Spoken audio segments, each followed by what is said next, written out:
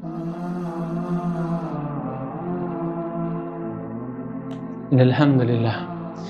الحمد لله نحمده ونستعينه ونستغفره ونعوذ بالله من شرور أنفسنا وسيئات أعمالنا من يهدي الله فلا مضل له ومن يضلل فلا هادي له وأشهد أن لا إله إلا الله وحده لا شريك له وأشهد أن نبينا محمد عبده ورسوله أدى الأمانة ونصح الأمة وجاهد في الله حق جهاد عليه الصلاة والسلام. Falëndrimet I takojnë Zotit Gjelle Taala.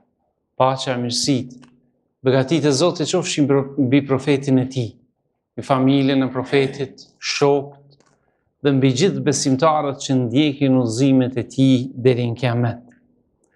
Të dashur vëllezër besimtar, në vargun e profetëve të Zotit, që Allahu I ka përmendur në Kur'an, e në mesin e tyre I ka përgjedhur disa që njihen si ulul azm, profet e përgjedhur të Zotit, është edhe profeti Ibrahim, Khalilullah, I dashur I Zotit dhe është njihet edhe ndryshe në historinë e profetëve si baba I profetëve, sepse nga loza e tij kanë ardhur disa profet. Ajo që e veçon këtë profet është historia e tij, të jetë interesante që Zoti e përshkruan në disa vende në Kur'an, e ne kemi marrë pra në lutjet e profetëve të përgjedhur, kemi marrë lutjen e fundit që ai ja bën Zotit Gjelle Taala, kur dihen se këto lutje nuk janë lutje vetëm këto, nuk janë lutje të cilat janë përmend nga këto pejgamber, por zakonisht janë lutjet më të veçanta që ne I kemi përgjedhur se lutjet e fundit që këta profet ja kanë bërë Zotit. Lutja e këtij profeti që ja ka drejtuar Zoti Gjelle Taala është Rabbi ij'alni muqima as-salati wa min dhurriyyati Rabbana wa taqabbal du'a Rabbana ighfir li wa liwalidayya wa lil mu'minina yawma yaqumul hisab. O Zoti im, bëje që unë dhe pasardhësit e mi të kryem për herë namazin. O Zoti ynë, na I pranon lutjet, më fal mua, printe me dhe besimtarët ditën kur ngritet llogaria. Kjo është lutja që profeti Ibrahim a.s. ja boni Zotit Gjelle Taala, e pe kuptimit të kësaj lutjes është se kjo lutje tregon rëndësinë e madhe të këtij adhurimi që të gjithë profetët e Zotit e kanë pasur, është namazi. Namazi nuk është enkas për umetin e pejgamberit sallallahu alaihi wasallam.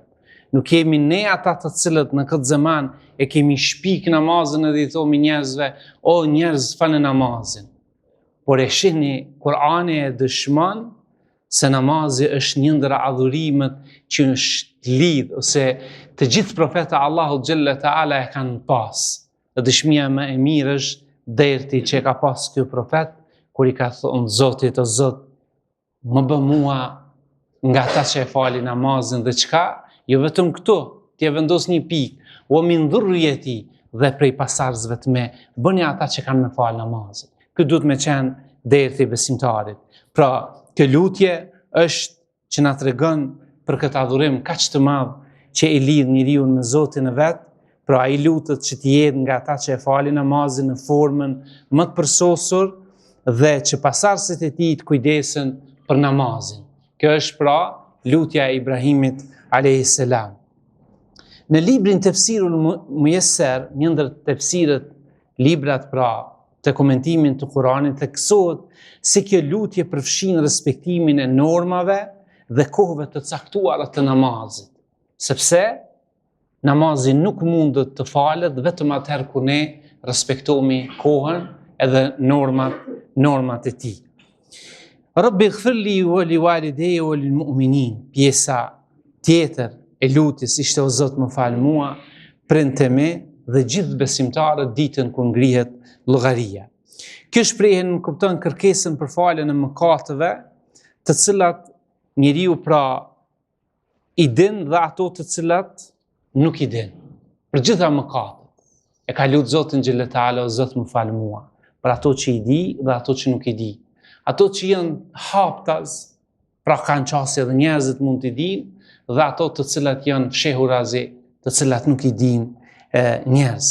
Ibrahimi a.s. vazhdimisht lutej për prindët e tij, që ata t'ju udhëzon Zoti, t'u afal besimin, përveç më vonë, kur ai e kupton se babai i tij për fat të keq u distancua nga ai sepse ai ka shfaq pas shumë përpjekjeve të Ibrahimit a.s.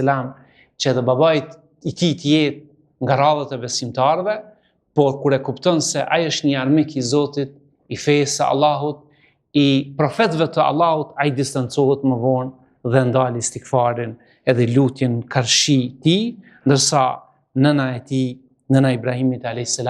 ishte një besimtare që Ibrahimi vazhdoi të lutej deri në fund të jetës së tij për të.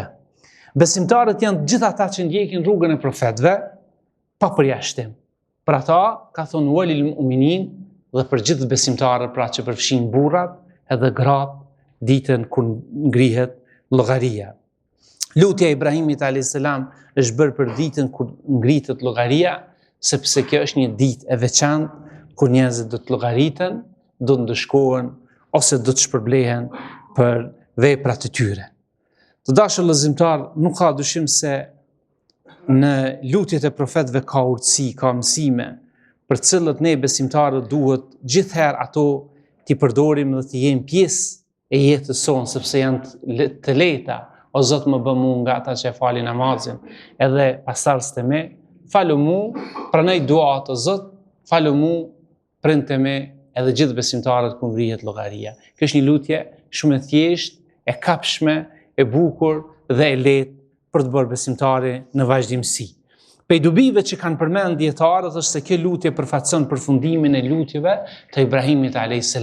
Pra kjo është një ndër lutjet përmbledhëse, të cilët vetëm se po tregon se ky profet i Zotit po e lën këtë jetë dhe po shkon tek Zoti i tij në botën tjetër. O Zoti im, më bë prej atyre që falin namazin rregullisht, pra prej atyre që janë të përkulur në Islam dhe në zbatimin e dispozitave të tij. Pra namazi në këtë rast përfshin edhe dispozita tjera, sepse ka lidhshmëri edhe me shumë adhurime që ne i bëjmë së bashku me namazin. O Zoti ynë, pranoj veprën time që e bëj për ty dhe adhurimin të ndaj teje. Kjo është e ngjashme, pra kur tha wa taqabbal dua, o Zot pranoj duan, duaja shpeshherë në Islam vjen në kuptimin e veprës. Pra pejgamberi sallallahu alaihi wasallam tha vërtet, ajo që është më saktë është se kjo lutje përfshin pra prindët e tij të vërtetë, që është në këtë rast siç e përmendëm edhe më lart. Kur Ibrahimi përmend besimtarët, Ibn Abbasi thekson se kjo i referohet umetit të pejgamberit alayhis salam, por është thënë se përfshin të gjithë besimtarët.